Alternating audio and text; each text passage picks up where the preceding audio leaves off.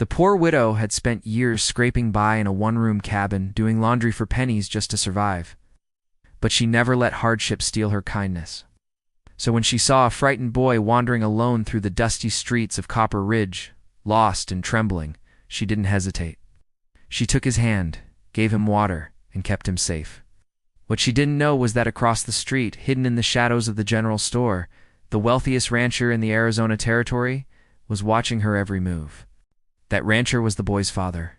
Her simple act of compassion was about to open doors she never dreamed possible. But not before testing her in ways that would threaten to destroy everything.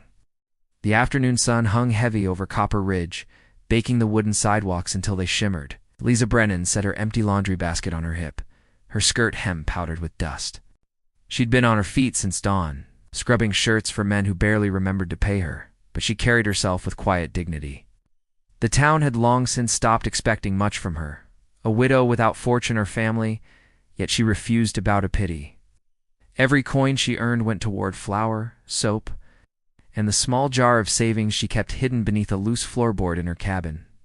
When she saw the boy near the general store that day, his little boots caked in dust and tears streaking his face, instinct guided her.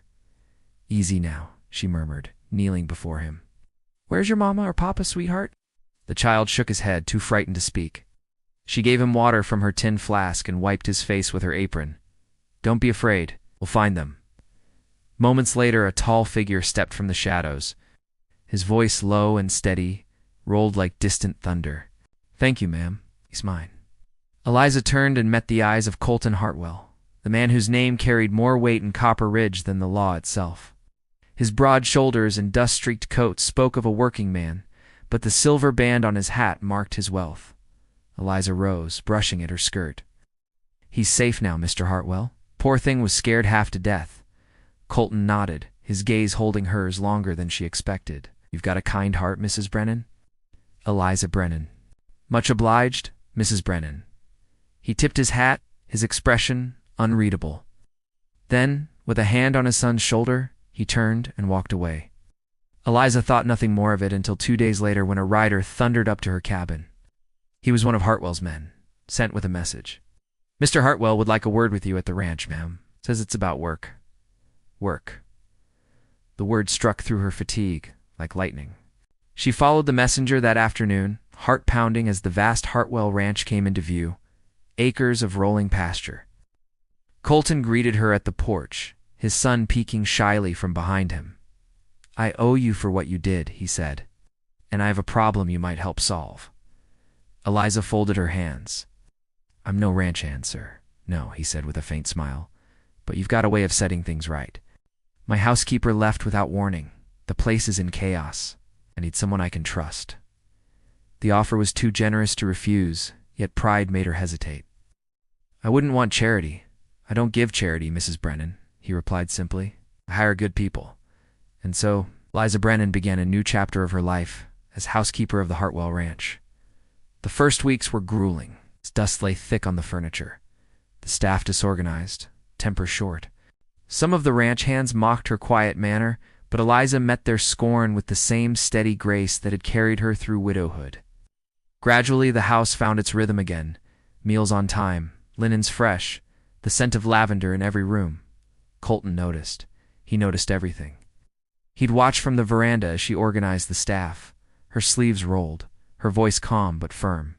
She had a way of turning chaos into order, and though he told himself it was merely gratitude, something deeper began to stir. Late one evening, he found her on the porch, mending a torn curtain by lamplight. "You've done more for this ranch in 3 weeks than anyone else has in 3 years," he said quietly. Eliza looked up, startled by the softness in his tone. "I'm just doing my job, Mr. Hartwell." He smiled faintly. "Colton," he corrected. Her needle paused mid-stitch. "I'm not sure that's proper." "Maybe not," he said, still smiling, "but it's honest." Their friendship grew, slow and unspoken. He'd find reasons to linger near the kitchen, to ask after her day, to watch her son. For by now, young Thomas had grown fond of her gentle ways. But beneath that peace, trouble was brewing. Garrett Finch, the ranch manager, had long resented Colton's authority. When Eliza arrived, bringing discipline and decency where there'd been neglect, Garrett's bitterness deepened. He began whispering among the hands, spreading rumors. Then came the telegram. Cattle buyer accused the Hartwell Ranch of fraud, selling diseased stock under false papers. Worse, the documents bore Eliza's name. Colton confronted her with the letter in hand, his jaw tight. "Tell me this isn't true." Eliza stared, her breath caught. "You think I'd betray you?" His silence said too much. She fled the room before he could speak again. That night she packed her few belongings, tears blurring her sight. Yet as she touched the doorknob, a stubborn voice inside stopped her. No, she'd faced worse than this. She would not run from lies. For 2 sleepless nights, she pored over the ranch ledgers, her hands shaking as she matched figures, signatures, and receipts. And at dawn on the 3rd day, she found it Garrett Finch's name on falsified entries, his hand forging hers. When she brought the evidence to Colton, her eyes blazed with quiet fury. "Here's your truth." The moment he saw it, regret tore through him. He'd doubted the one person who'd only ever given him honesty.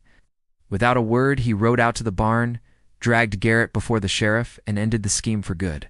Now, the scandal nearly ruined them, but together, they rebuilt. Eliza stayed not because she had to, but because she chose to. With her help, Colton opened a new wing of the ranch, hiring widows and abandoned women from town to work in the dairy and kitchen. No woman should have to beg for dignity, she told him once, and he'd agreed. The townsfolk began to see her differently, not as the poor widow of Copper Ridge, but as the woman who had saved the Hartwell legacy. One evening, long after the sun dipped below the mesas, Colton found her standing at the corral, watching the stars appear. "You never did take a moment for yourself," he said softly. Eliza smiled. "Had to make something worth the time first." He stepped closer. "You already have." When she turned, he was holding out his hand, not as an employer, but as a man stripped of pride. "Stay, Eliza," he said, "not because of duty or debt, but because this place, this life, isn't whole without you." For the first time in years, she let herself feel the warmth of belonging. The fear, the loss, the endless fight to survive, all of it led her here, beneath the quiet desert sky. "I think," she whispered, her fingers brushing his, "I already have." The wind carried the scent of sage across the valley as the stars brightened overhead. Copper Ridge slept, but on the Hartwell Ranch, 2 hearts finally found their rest. The widow who had once been forgotten had not only rebuilt her life, she had built a home.